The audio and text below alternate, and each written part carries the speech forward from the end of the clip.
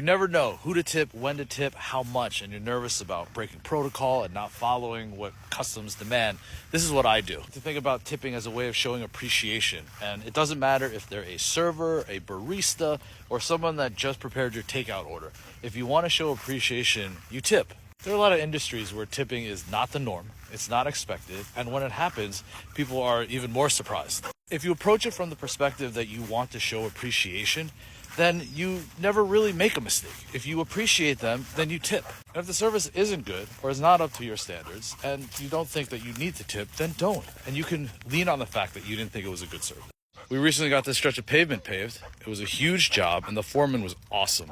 And at the end of the job, I gave him a couple bucks, first time in trouble. You don't normally tip paving folks, certainly not in this area. And when the person is doing such a great job, you just want to say thank you. And a thank you and a handshake is great.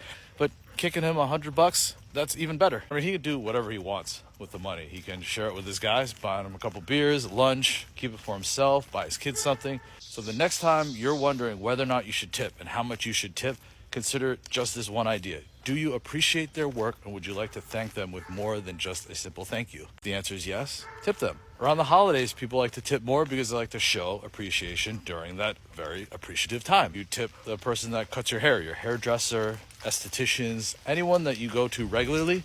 Well, if you're building a relationship and you've chatted with them and spent hours throughout the course of the year, and you want to say thank you, do so. If you don't, if you pop around, you don't have a relationship, you don't feel a need, you get a haircut from a different person each time, I find that to be very weird. But if you do that, then, tip isn't necessary. In the end, every year it'll come around, you decide what you want to do, and if the framework was, I want to show appreciation, then tip when that makes sense. Let me know, does this make sense to you? Am I being ridiculous? Share with me your tipping strategy. All right, talk to you soon.